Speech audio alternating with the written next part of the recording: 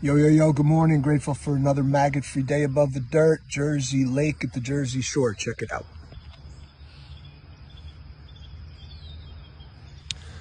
So today's Dharma talk is called Worldly Affairs Are Never Fair.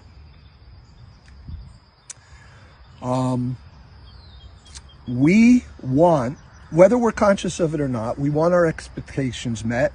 We want to be secure in those expectations. We want reality to conform to our idea of how it should be for us. We want things to be the way we want them to be. This is, a subtle part of survival instincts, but also it's a big part of sense pleasure. So we have to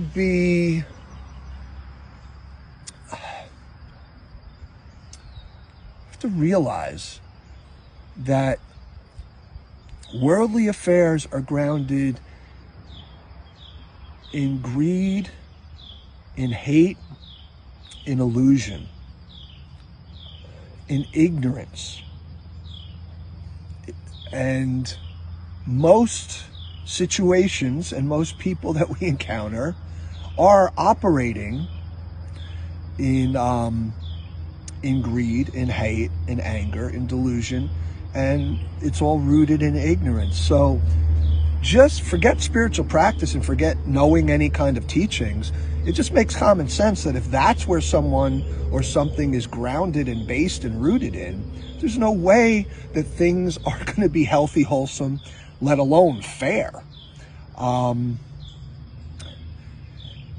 this brings up an issue that I know I struggled with, and I think many others struggle with in practice, is we feel like we're doing all of our spiritual work because, and the result being a way to accept and deal with and manage this unfairness.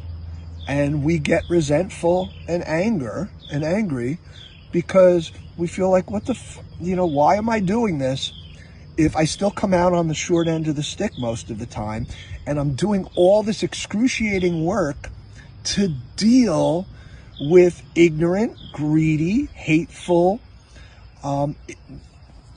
people. And it does a lot of the time feel like all this work we're doing is caused by everyone else. Two things, or a few things actually. One, keep in mind that as we go through our lives, sometimes we are doing the same thing, right? So it's not that just worldly affairs are unfair just by their nature, but as we try to find our way through worldly affairs and navigate them and try to be in the world but not of it, when we do get attached and when we do start chasing or pursuing sense pleasure, we slip into greed, into delusion, into ignorance, into hate. And hate is not just hating someone. Hate is just pushing away anything that we don't want. So when we're in the midst of attachment, pursuing sense pleasure, what we hate is the alternative, which is to feel bad or have to engage uncomfortable feelings. So it's an aversionary tactic. Excuse me. So on one level, worldly affairs can never be fair because they will never completely satisfy us and our expectations. And the other aspect of that is, even when our aspirations and our desires are met fully, things go exactly the way we want them to go, we will still suffer because there's a part of us that knows it's already changing, it's already ending, it's impermanent, it will not stay like this. And then that's a whole nother perspective of unfairness. I finally got what I want, and now it's gonna go, it's slipping away, it's leaving. So the nature of existence is not fair because it's not permanent, It's not anything inherent within us, and it's completely out of our control. Now, that doesn't mean we don't work for actualizing our aspirations. It doesn't mean we can't enjoy things when they do go our way. It's to break our attachment to expectations, to not have our happiness depend on outcomes, but to have a state of equanimity where we can be okay within ourselves, no matter what's happening outside ourselves. So when, sometimes, and here's another aspect of this, is that in the moment, in the context of right now, things might appear they're not going our way at all. But actually, in the bigger picture, when we draw the lens back and focus on a bigger picture, we can see that it was going our way. That the difficulty, the detours that life makes us take sometimes, just by the nature of just by its nature, it's not a personal thing. It's not like life where the universe says, Jeff, I'm going to throw this monkey wrench and F you up over this and make you wait another 6 months for that to materialize. It's just the way it is. But in hindsight, we could see the value of that.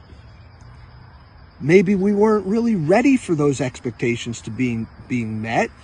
And because we're on a spiritual practice, because we are trying to be honest and see clearly, and we're accepting, it makes the energy, it makes things go in a direction that they need to go, but maybe we're not happy with. So nothing is ever on our timetable or to our complete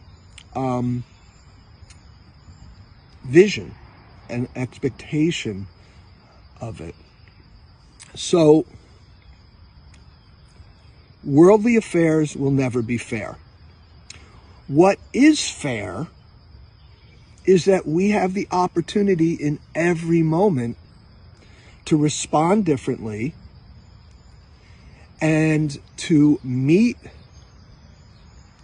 every situation with the spaciousness, openness, clarity, willingness to let it play out the way it needs to play out and not try to make things the way we want them to be. And that's why we suffer. Instead of accepting the way things are, we try to make them the way we want them to be. And that is suffering. If we can accept things the way they are, we absolutely would not suffer. Now, that doesn't mean we condone harm, and it doesn't mean we condone things that are unhealthy things that people are doing and so on. So don't conflate those issues. So listen, have a great maggot-free day above the dirt. Be grateful for everything, because in hindsight, everything that seems senseless now will eventually make perfect sense. So peace out.